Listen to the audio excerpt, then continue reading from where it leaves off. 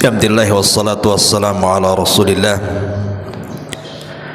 wa ala alihi wa sahbihi wa mawalah wa la hawla wa la quwata illa billahi wa ba'du.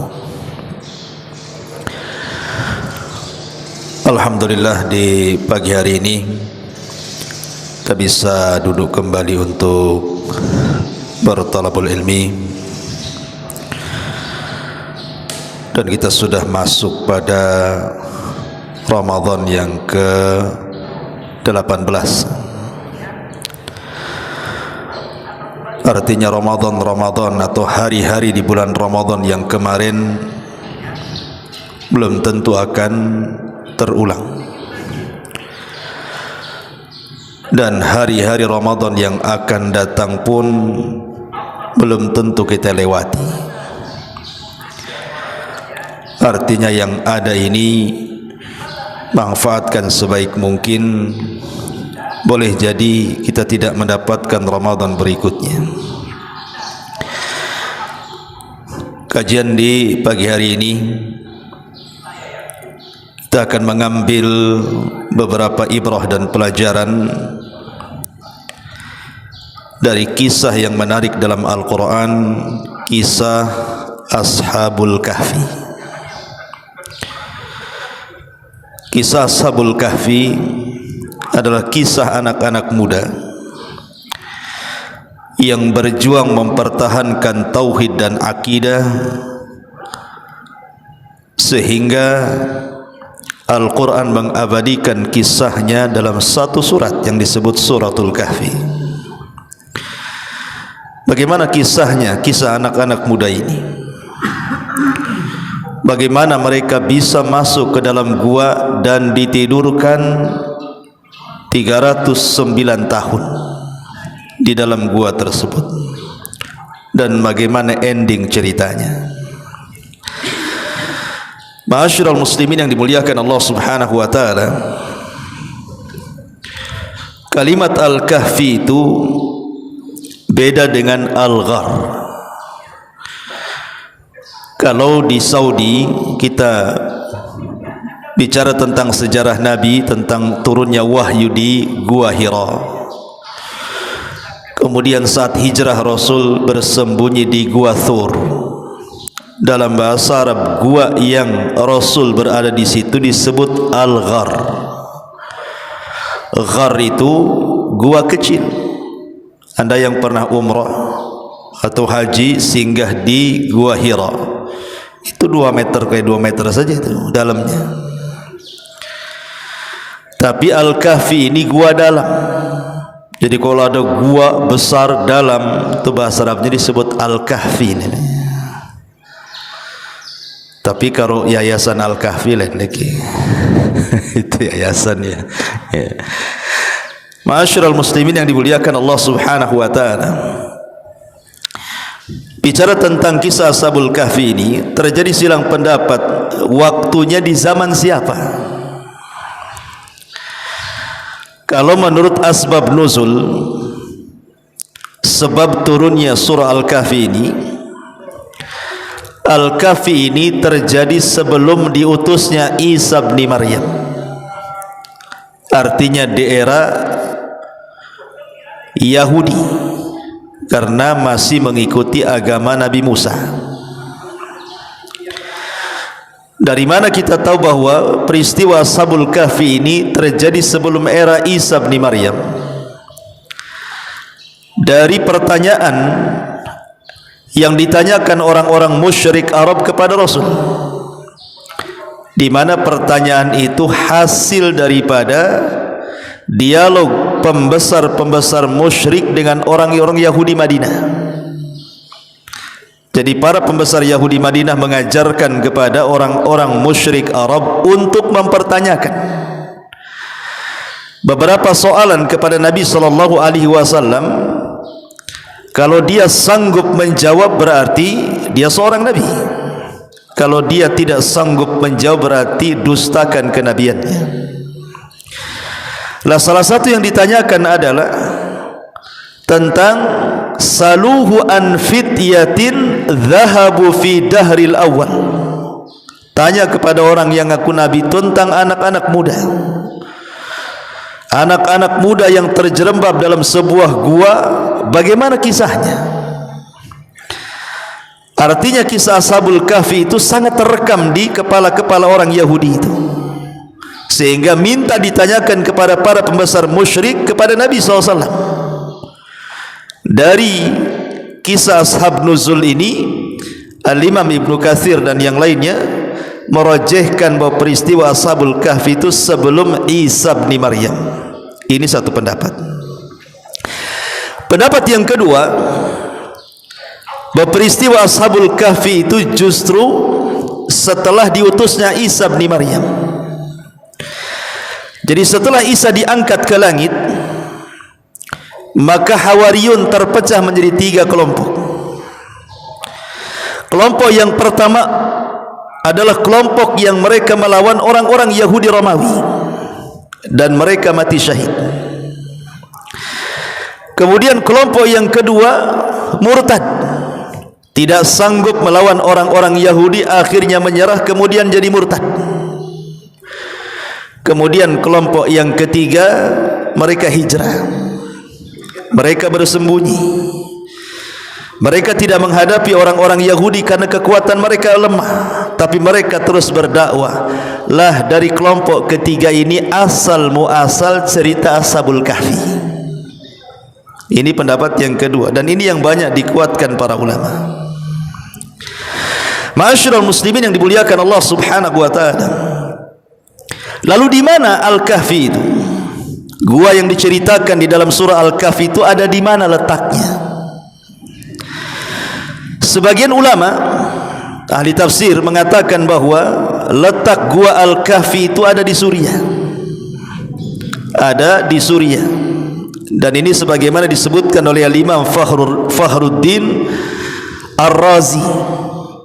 Ma'ruf Fakhruddin Ar-Razi seorang pakar Quran, mengatakan bahwa gua Al-Kahfi itu ada di Suriah. Ada yang mengatakan tidak, tapi Al-Kahfi itu ada di Urdun. Dan ini sebagaimana dijelaskan oleh seorang sahabat namanya Ubadah ibn Samit radhiyallahu an, ketika dia lewat di sebuah gua di zaman Umar bin Khattab radhiyallahu an. Kemudian mereka masuk ke gua itu. Kemudian mereka mendapatkan ada tulang belulang yang diperkirakan mereka adalah Ashabul Kahfi. Ada yang berpendapat seperti itu. Tapi ada juga yang mengatakan Al-Kahfi itu ada di Turki. Dan sampai sekarang ada gua namanya yang disebut dengan Gua Al-Kahfi di sebuah kerajaan yang dulunya disebut Kerajaan Saljuk namanya. Nah, disitulah Gua Al-Kahfi. Walaupun Al-Imam Ibnu Katsir rahimahullahu taala di dalam kitabnya Bidayah wa Nihayah mengatakan bahwa Al-Kahfi itu ada di negeri Aliyah. Ada juga yang mengatakan di negeri Nainawa Irak. Ada yang mengatakan di Balqah. Ada yang mengatakan di negeri Rum atau Romawi. Yang jelas bahwa terjadi silang pendapat di mana gua itu terletak. Tapi Al-Quran tidak menyebutkan. Sekali lagi saya katakan, kenapa Quran tidak menyebutkan letaknya? Karena Quran itu bukan kitab sejarah. Ingat, Al-Quran itu bukan kitab sejarah. Kalau Al-Quran kitab sejarah, tentu akan dijelaskan secara detail. Tapi Al-Quran itu kitab hidayah. Dia hanya mencuplik beberapa poin yang penting, yang jelas maksud dan tujuannya tersampaikan dalam Quran itu. Makanya Quran tidak menjelaskan, tetapi para ahli tafsir berusaha mencari titik tahu di mana letak gua Al-Kahfi itu. Ma'asyiral muslimin yang dimuliakan Allah Subhanahu wa taala. Baik, kita akan berkisah dulu sebelum kita baca ayatnya. Ada 2 versi tentang kisah Ashabul Kahfi ini. Versi yang pertama, bahwa dahulu ada anak-anak muda, karena jumlah Ashabul Kahfi ini tidak banyak. Jadi jumlah Ashabul Kahfi kalau berdasarkan Al-Quran itu Ada yang mengatakan dia thalathatun rabi'uhum kalbuhum, paling banyak 3 orang dan yang keempatnya seekor anjing. Tapi ada yang mengatakan khamsatun wasadisuhum kalbuhum, ada yang mengatakan 5 orang dan 6-nya seekor anjing. Dan yang paling banyak sadisuhum kalbuhum, ada yang mengatakan sab'atun wa thaminuhum kalbuhum, ada yang mengatakan 7 orang dan yang ke-8-nya seekor anjing. Dalam konteks Al-Quran, ulama mengatakan tentu yang paling kuat adalah angka yang terbanyak, karena biasanya angka yang terbanyak memansuh angka sebelumnya. Sehingga pendapat yang kuat bahwa jumlah Ashabul Kahfi itu 7 orang dan yang ke-8-nya seekor anjing. Jadi ada 7 pemuda dari pemuda-pemuda orang-orang Nasrani Hawariyun yang mereka lari karena tidak sanggup menghadapi orang-orang Yahudi. Mereka bersembunyi, tapi mereka terus berdakwah. Jadi mereka safar ke sana kemari sampai akhirnya mereka melewati sebuah kerajaan. Di pintu kerajaan itu ada berhala. Orang tidak bisa lewat masuk ke kerajaan tersebut kecuali harus sujud kepada berhala itu. Kalau tidak dibunuh, atau jangan lewat situ. Dan tidak ada jalan lain kecuali harus lewat situ. Sujud atau tidak boleh masuk, maksa masuk dibunuh. Akhirnya kemudian mereka pun karena tidak ada jalan lain kecuali harus lewat kerajaan itu, terpaksa mereka harus menunggu di luar kerajaan. Karena mereka orang-orang baik, mereka pun berusaha untuk hidup mereka manfaat untuk manusia. Maka mereka membuat hammam, kamar mandi bahasa kitanya, kamar mandi umum. Jadi supaya orang-orang yang safar masuk kerajaan atau yang keluar dari kerajaan itu, mereka bisa mandi di situ, bisa buang hajat di situ. Dibuatlah hammam, ada hammam laki-laki, ada hammam perempuan.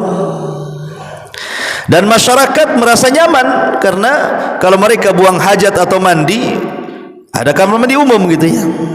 Sampai satu hari ada anak raja lewat di situ. Tiba-tiba kemudian membawa seorang perempuan yang bukan mahramnya. Entah ngutip di jalan perempuan itu seorang pezina. Akhirnya kemudian numpang mandi di situ. Maka 7 anak muda ini mengatakan, jangan mandi di situ, laki-laki di sini, perempuan di sana. Tapi anak raja ini merasa sombong dan mengatakan, ama ta'rifuni ana ibnul malik? Kau tidak tahu siapa saya? Saya ini anak raja katanya. Dan ini kerajaan saya katanya. Terserah saya lah kan itu, mau masukkan perempuan atau tidak. Kamu ini siapa katanya. Akhirnya karena anak-anak muda ini lemah, tidak bisa apa-apa, kemudian anak raja ini mandi berdua dan berzina di tempat hammam tersebut.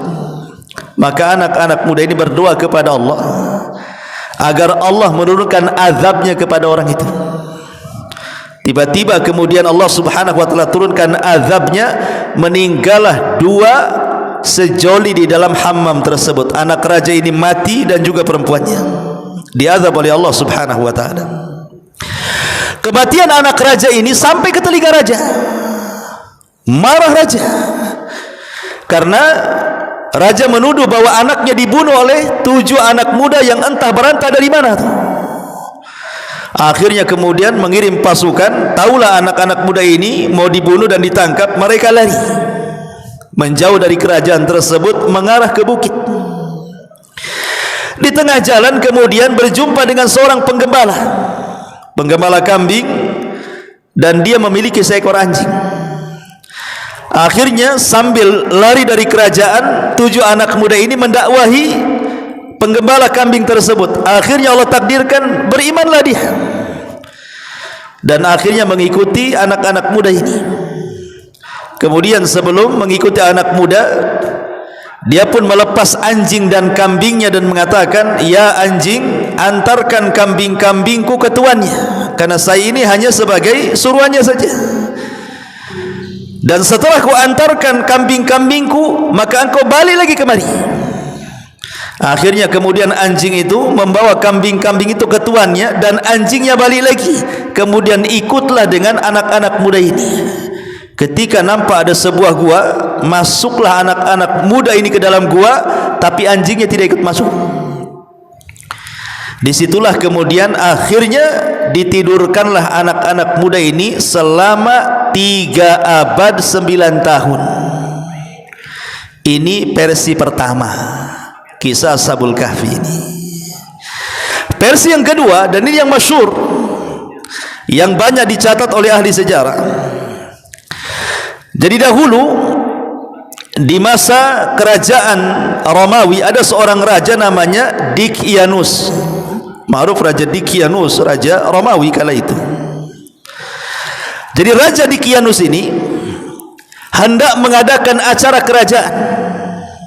Jadi semua daerah-daerah wajib datang ke kerajaan. Mungkin kalau sekarang ini di Jakarta lah, di ibu kota, jadi semua gubernur, semua wali kota, semua pimpinan-pimpinan daerah itu wajib datang ke ibu kota. Kalau tidak bisa maka diwakili dengan anak-anak mereka.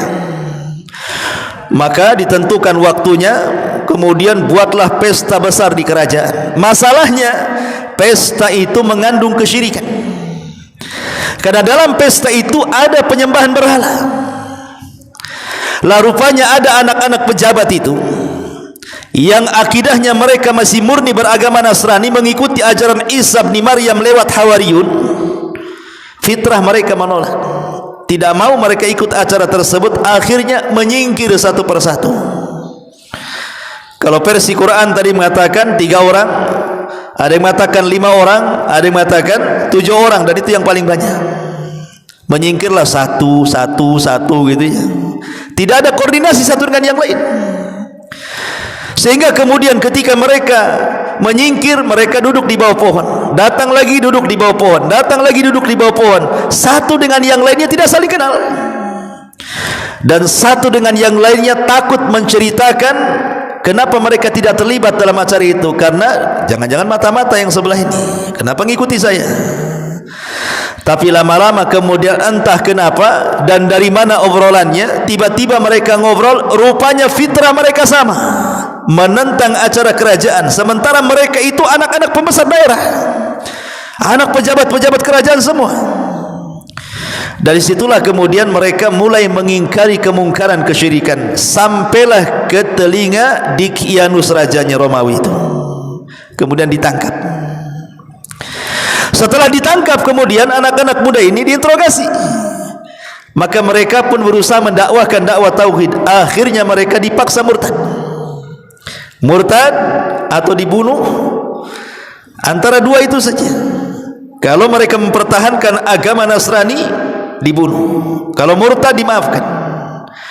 Akhirnya mereka pun minta waktu tenggang 3 hari untuk berfikir. Lah waktu 3 hari itulah digunakan untuk kabur. Mereka kabur dari kerajaan, ya.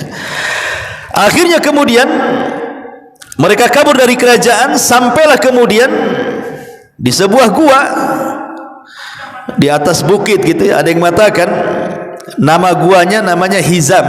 Guanya itu namanya Hizam. Al-Kahfi itu kan gua dalam bahasa Arabnya. Gua yang dalam itu disebut Al-Kahfi. Nama guanya itu namanya Haizam atau Hizam. Nama guanya itu. Lah kemudian di tengah jalan kemudian ada anjing yang ikut. Lah anjingnya Al-Kahfi itu disebut Humran. Jadi nama anjingnya itu Humran, nama guanya Haizam, ya. Anjing ini ikut. Kemudian mereka pun sampailah di sebuah gua. Untuk menghindari kejahatan para prajurit yang diutus raja, karena mereka kabur otomatis akan dicari itu. Maka mereka masuklah ke dalam gua itu, dan anjingnya berada di pintu gua itu. Mereka masuk ke dalam gua, kemudian mereka tertidur. Disitulah Allah Subhanahu wa ta'ala tidurkan 3 abad 9 tahun, 309 tahun. Lah ketika mereka tertidur itulah Allah Subhanahu wa ta'ala turunkan malaikat. Untuk apa malaikat diturunkan?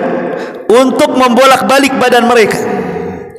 Karena kalau seandainya orang tidur dalam satu posisi, ini bahaya. Karena matahari itu kan hanya masuk sedikit ke dalam gua. Makanya untuk menjaga jasadnya Ashabul Kahfi yang 3 abad lebih itu oleh para malaikat ni bolak-balikan tuh, kadang ke kiri, kadang ke kanan, untuk menjaga badannya. Dan mereka tidak bisa ditemukan. Baru setelah 3 abad lebih, mereka di dalam gua itu, salah satu di antara mereka terbangun, kemudian membangunkan yang lainnya, kemudian saling bertanya berapa waktu mereka tinggal di situ. Kemudian karena mereka juga datangnya zuhur gitu ya, dibangunkan asar, sehingga seolah-olah sebentar saja mereka tidur, padahal sudah 3 abad lebih. Persis seperti kisahnya siapa? Kisahnya Uzair. Kalau Uzair ini ditudurkan selama 1 abad, 100 tahun Uzair itu. Tapi kalau Ashabul Kahfi ini 309 tahun.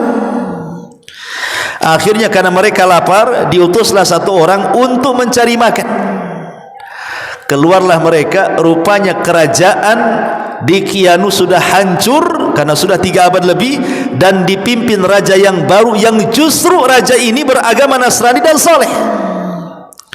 Jadi ketika mereka membeli sesuatu masih pakai uang 3 abad yang silam, orang-orang heran, ini uang apa, nggak laku ini, uang jadul ya. Kalau bahasa kita uang jadul kan, kalau kita ini uang kalau zaman dulu kan, antum yang hidup di zaman Belanda umpamanya ya, pakai uang di zaman Belanda beli nasi goreng, ya nggak mungkin lah ya. Akhirnya kemudian ditengok-tengok, ini kok aneh uangnya. Kemudian uang itu berusaha ditanyakan ke pakar-pakarnya, sampailah ke kerajaan. Aneh mereka. Akhirnya kemudian anak muda itu dipanggil, kemudian bercerita. Setelah bercerita, takjublah orang-orang, sampai saat raja-rajanya takjub. Akhirnya kemudian ikut ke gua rame-rame. Setelah kemudian mereka dipertemukan orang-orang itu, subhanallah, ketika rajanya berjumpa dan hendak memboyong orang-orang anak-anak muda di gua itu supaya hidup tenang di kerajaan, mau dikasih fasilitas, tapi Allah subhanahu wa ta'ala tidak hendak menghidupkan mereka bersama dengan kerajaan tersebut. Allah langsung wafatkan. Jadi ketika raja dan para prajuritnya sudah tahu, kenalan, ngobrol, habis itu Allah wafatkan. Lah setelah diwafatkan itulah maka sang raja meminta agar tempat itu disakralkan. Disakralkan, kemudian dibuatkan semacam lauk, papan dari emas, kemudian ditulis nama-namanya. Itulah Al-Quran membahasakan dengan kalimat Raqim. Makanya Allah subhanahu wa ta'ala mengatakan, am hasibta anna ashabal kahfi war Raqim kanu min ayatina ajaba. Apakah engkau mengira bahwa orang-orang yang mendiami gua itu, yang mempunyai Raqim, maksudnya Raqim itu papan yang terbuat dari emas, isinya nama-nama 7 orang itu, termasuk tanda-tanda kebesaran kami yang menakjubkan. Inilah versi yang kedua yang masyhur, yang banyak dikisahkan tentang kisah Ashabul Kahfi. Baik, kita baca sedikit ayatnya. Allah subhanahu wa ta'ala mengatakan, am hasibta anna ashabal kahfi war raqimi kanu min ayatina ajaba. Apakah engkau mengira, wahai Muhammad, bahwa orang-orang yang mendiami gua itu dan yang mempunyai Raqim itu termasuk tanda-tanda kebesaran kami yang menakjubkan? Di sini ada pertanyaan kan, seolah-olah Allah ingin mengatakan, ya Muhammad, jangan kau takjub dengan kisah Ashabul Kahfi itu, yang masuk ke dalam gua ditidurkan 300 abad lebih. Enggak, itu tidak perlu ditakjubkan. Yang lebih daripada itu ada yang lebih takjub lagi. Seperti apa? Penciptaan langit dan bumi, adanya siang, adanya malam, gitu ya. Adanya kekuasaan-kekuasaan Allah yang ada di alam semesta, itu lebih hebat lagi dibandingkan kisahnya Ashabul Kahfi. Makanya pertanyaannya, am hasibta, apakah engkau mengira, wahai Muhammad, anna ashabal kahfi war raqimi kanu min ayatina ajaba, orang-orang yang mendiami gua yang mempunyai Raqim termasuk tanda-tanda kebesaran kami yang menakjubkan? Tidak, bahkan di sana ada perkara yang menakjubkan. Kemudian Allah katakan, idh awal fityata ilal kahfi faqalu rabbana atina min ladunka rahmatan wa hayyi' lana min amrina rasyada. Ingatlah ketika pemuda-pemuda itu berlindung ke dalam gua, lalu mereka berdoa, ya Tuhan kami, berikanlah rahmat kepada kami dari sisimu dan sempurnakanlah petunjuk yang lurus bagi kami dalam urusan kami. Doa ini dibaca oleh Ashabul Kahfi saat mereka kebingungan. Mereka sedang dikejar-kejar nih oleh prajurit kerajaan Romawi ini. Mereka berdoa, ya, berdoa dengan mengatakan Rabbana atina min ladunka rahmatan wa hayyi' lana min amrina rasyada. Akhirnya doa mereka didengar Allah Subhanahu wa taala. Kemudian Allah Subhanahu wa taala arahkan mereka ke dalam sebuah gua. Dari sini ada faedah, siapapun yang kembali kepada Allah Subhanahu wa taala dalam setiap masalah, pasti Allah akan menunjukkan jalan keluarnya. Makanya Rasul sallallahu alaihi wasallam, kata Aisyah radhiyallahu anha, kana an-nabiy sallallahu alaihi wasallam idza fazi'al amru idza hajabahu al-amru fazi'a ila shalah. Kana an-nabiy sallallahu alaihi wasallam idza hajabahu al-amru fazi'a ila shalah. Rasul itu kalau ada masalah yang tidak bisa keluar dari situ, maka Rasul itu segera melaksanakan salat. Gunanya untuk apa? Supaya mendekatkan diri kepada Allah dan Allah akan menguraikan masalahnya. Kemudian setelah mereka diarahkan ke gua, Allah katakan fadharabna ala adhanihim fil kahfi sinina adada. Maka kami tutup telinga mereka dalam gua tersebut selama beberapa tahun. Di sini ada faedah besar. Ketika mereka berusaha memperjuangkan tauhid, memperjuangkan akidah, memperjuangkan keyakinan kepada Allah Subhanahu wa taala, maka Allah Subhanahu wa taala turunkan rahmatnya kepada mereka. Maka siapapun yang mempertahankan akidah tauhid, maka dia akan turun rahmat kepadanya. Seperti Ashabul Kahfi, ketika mereka memperjuangkan akidah mereka, tidak mau menyembah berhala, maka Allah turunkan rahmatnya, Allah jaga mereka dari musuh-musuhnya. Tapi sebaliknya, orang-orang yang mereka jauh daripada akidah dan tauhid, tanpa dilawan oleh kekuatan apapun, hancur dengan sendirinya. Ashabul Kahfi ini, mereka tidak melawan kan? Mereka tidak memberontak kepada Dikianus, Raja Romawi kan? Mereka hanya pergi ke gua, kemudian tidur, kemudian setelah itu bangun, kerajaannya hancur. Menunjukkan bahwa menghadapi musuh itu tidak harus dengan pedang, menghadapi musuh itu tidak harus berperang gitu ya, cukup tidur saja cukup tidur saja, hancur kerajaannya kan itu ya. Jadi antum kalau punya musuh, nggak usah dilawan, tidur, nanti habis tuh musuhnya kan itu ya. Kalau antum punya musuh nih ya, antum lawan, tengkar, kalah antum. Jadi kalau punya musuh itu sudah, maksudnya abaikan saja. Kalau ada orang yang nyakiti kita, musuhi kita, ghibah kita, menghina kita, ndak usah diladeni, tidur saja. Insya Allah itu nanti berhenti sendiri.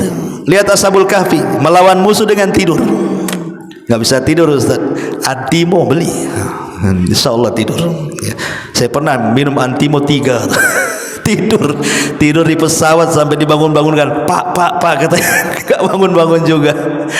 Masyarul muslimin yang dimuliakan Allah Azza wa Jalla. Thumma ba'athnahum lina'lama ayyul hizbaini ahsa lima labithu amada.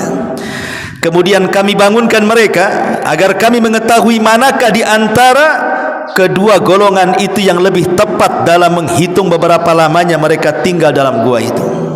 Kemudian Allah mengatakan, nahnu naqussu 'alaika naba'ahum bil haqq innahum fityatun amanu bi rabbihim wa zidnahum huda.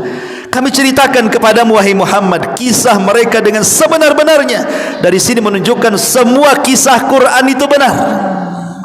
Tidak ada kisah dusta dalam Quran itu. Semua kisah dalam Al-Quran itu benar. Dan Hasan Al-Basri rahimahullahu ta'ala atau Sufyan Al-Thawri rahimahullahu ta'ala mengatakan bahwa Al-Qasas, kisah-kisah itu adalah jundun min junudillah. Dia adalah tentara dari tentara Allah. Jadi kisah-kisah dalam Quran itu adalah tentara dari tentara-tentara Allah. Kenapa? Karena kisah ini kalau kita mau menyelami, orang penakut jadi berani dengar kisah itu, ya kan?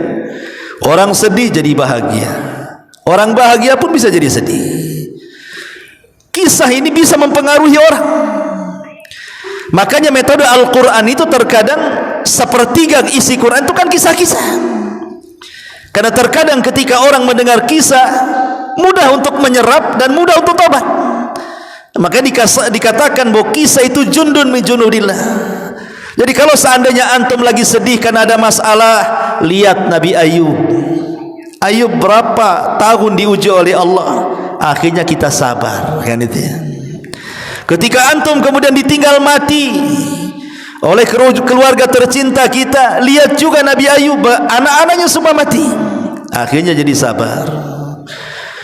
Kemudian ketika berdakwah siang malam gak diterima, lihat Nabi Nuh, inni da'autu qaumi laila wa nahara, aku berdakwah siang malam, tak ada yang dengar.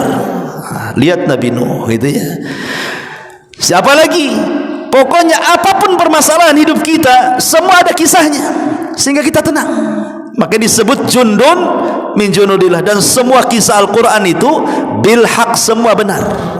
Innahum fityatun, mereka adalah anak-anak muda. Dari sini menunjukkan bahwa dari dulu peran anak muda itu sangat luar biasa dalam perkembangan dakwah. Ini anak-anak muda ini, maka membahasakan Al-Quran dengan kalimat fityah, anak-anak muda. Di zaman Nabi, coba, yang awal-awal masuk di Islam di zaman Nabi itu bukan orang-orang tua, orang tuanya kufur. Abu Jahal orang tua kufur, Umayyah kufur, Walid kufur, Utbah kufur, Uqbah kufur, semua kufur. Anak-anak muda yang masuk Islam, Abu Bakar, Umar, Uthman, Ali, Zubair, Talha, anak-anak muda semua. Jadi anak-anak muda itu perannya luar biasa dalam berdakwah, baik di zaman dulu hatta di zaman Nabi sallallahu alaihi wasallam. Karena Ashabul Kahfi ini sebenarnya gambaran kondisi Nabi sallallahu alaihi wasallam itu persis seperti Ashabul Kahfi. Di awal dakwah Nabi SAW itu terusir, sembunyi-sembunyi kayak Ashabul Kahfi sembunyi di gua, tapi Rasul bersembunyi-sembunyi di rumah Arqam bidaril Arqam. Jadi awalnya lemah, kemudian menguat dengan berbagai macam ancaman. Akhirnya Allah menangkan dengan Fathu Mekah. Jadi kisah Rasul itu ya hampir mirip dengan kisah Ashabul Kahfi sebenarnya, cuma beda versi saja. Kemudian Allah mengatakan wa rabatna ala qulubihim idh qamu faqalu rabbuna rabbus samawati wal ard lan nad'u min dunihi ilahan laqad qulna idzan syatata. Dan kami teguhkan hati mereka ketika mereka berdiri, lalu mereka berkata, Tuhan kami adalah Tuhan langit dan bumi, kami tidak menyeru Tuhan selain Dia. Sungguh kalau kami berbuat demikian, tentu kami telah mengucapkan perkataan yang sangat jauh dari kebenaran. Jadi mereka ketika ditangkap itu mereka menentang dan mereka menyuarakan kebenaran. Kami tidak mungkin menyembah berhala kalian, kami punya Tuhan, itu maksudnya. Dan Allah mengatakan wa idzi tazaltumuhum wa ma ya'buduna illallah fa'u ilal kahfi yanshur lakum rabbukum min rahmatihi wa yuhayyi lakum min amrikum mirfaqa. Dan apabila kami meninggalkan mereka dan apa yang mereka sembah selain Allah, maka carilah tempat berlindung ke dalam gua itu, niscaya Tuhanmu akan melimpahkan sebagai rahmatnya kepadamu dan menyediakan sesuatu berguna bagimu dalam urusanmu. Dari sini kita tahu ada kaidah besar, faedah besar. Ashabul Kahfi ini, ikhwan, mereka anak-anak pejabat. Mereka sudah terbiasa dengan kemewahan kerajaan. Mereka orang-orang yang bergelimang dengan harta, kehormatan, kemuliaan, dimuliakan manusia. Tapi mereka rela hidup ke dalam gua. Yang dalam gua itu tidak ada makanan, tidak ada minuman, tidak ada selimut, tidak ada kasur, tidak ada bantal, tidak ada dayang, tidak ada apapun dari kemewahan dunia. Tapi bagi Ashabul Kahfi, gua bagi mereka jauh lebih indah, karena dalam gua itu terpancar keimanan dibandingkan istana yang penuh dengan kesyirikan. Dari sini ada kaidah dalam kondisi hidup susah, hidup tidak senang, melarat bahasa kitanya, tapi hati penuh iman itu jauh lebih bahagia dibandingkan hidup dalam istana yang mentereng tapi tidak ada iman di dalamnya. Itu kaidahnya di sini. Enggak masalah hidup kita susah, tapi iman memancar. Karena dari situlah hati tenang. Ketika hati tenang, rumah jadi lapang. Rumah sempit jadi lapang, ikhwan. Tapi kalau hati tidak ada keimanan, sempit, rumah lapang pun jadi sempit. Karena lapangnya rumah itu kan berdasarkan lapangnya hati. Banyak orang-orang kaya rumahnya besar, tapi kalau masuk rumah nggak kerasan dia. Ingat kayak burung ditangkap masuk ke sangkar, maunya keluar saja. Kenapa? Pusing lihat istrinya kayak setan. Pokoknya nggak suka dia. Tapi ada orang yang subhanallah ya, hidupnya sederhana, ngontrak, tapi kalau sudah masuk ke dalam rumah tidak mau keluar dia. Kan itu. Tengok istrinya kayak bidadari, nggak mau keluar saya dari situ. Artinya bahwa yang menjadikan lapang atau sempit itu sebenarnya dalam hati. Inilah Al-Kahfi mengajarkan kepada kita, hidup dalam gua dengan keimanan jauh lebih baik dibandingkan hidup di istana penuh dengan kekufuran. Kemudian Allah mengatakan, wa tara syamsa idza tala'at tazawwara an kahfihim dhatal yamin wa idza gharabat taqriduhum dhatal shimal wa hum fi fajwatin min dzalika min ayatillah man yahdihillah fahuwal muhtad wa man yudlil falan tajid lahu waliyan mursyida. Dan engkau akan melihat matahari ketika terbit condong dari gua mereka ke dalam sebelah kanan, dan apabila matahari terbenam menjauh mereka ke sebelah kiri, sedang mereka berada dalam tempat yang luas dalam gua itu, itulah sebagian dari tanda-tanda kebesaran Allah. Barang siapa diberi petunjuk oleh Allah, maka dialah yang mendapatkan petunjuk, dan barang siapa yang disesatkan, maka engkau tidak akan mendapatkan seorang penolong yang dapat memberikan petunjuk. Di sini ikhwan, Allah utus malaikat menjaga Ashabul Kahfi. Dan dalam Islam juga diajarkan kan, kalau antum sebelum tidur, kata Nabi SAW, berwudu. Sebelum tidur antum berwudu, kemudian membaca doa sebelum tidur, maka saat tidur itu Allah kirim malaikat. Sebelah kanan kiri kita itu Allah kirim malaikat. Jadi kalau kita berguling ke kanan, maka malaikat sebelah kanan mengatakan Allahumma gfir lahu, Allahumma arhamhu. Ya Allah, rahmati orang ini, ampuni orang ini. Apabila badannya berguling ke kiri, malaikat sebelah kiri juga ngomong sama, Allahumma gfir lahu, Allahumma arhamhu. Ya Allah, rahmati dia, ampuni dia. Dan terus malaikat bicara seperti itu sampai kita terbangun.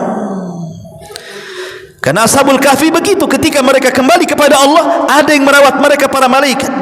Tapi kalau sebelum tidur ndak wudu, ndak baca doa, main tengok bantal, main ngorok, itu di samping kiri setan tuh. Makanya dimimpikan macam-macam di situ. Ya, dimimpikan macam-macam sampai kepada mimpi basah. Mimpi basah itu dari setan, ikhwan. Ya kan, jangan rugi antum. Pamanya baru separuh terbangun begitu. Terbangun. Jangan begitu, itu dari setan mimpi basah itu. Para nabi itu tidak ada yang mimpi basah, karena mimpi basah itu dari setan. Ya, justru kalau mimpi basah antum langsung terbangun itu langsung ta'awud. A'udzubillahi minasyaitonirrajim. Tuh gitu ya. Jadi ludah ke arah kiri. Ya. Kemudian pindah. Jangan di posisi itu lagi supaya ada lanjutan episode. Antum nyambung sama setan namanya ya. Enggak boleh ya.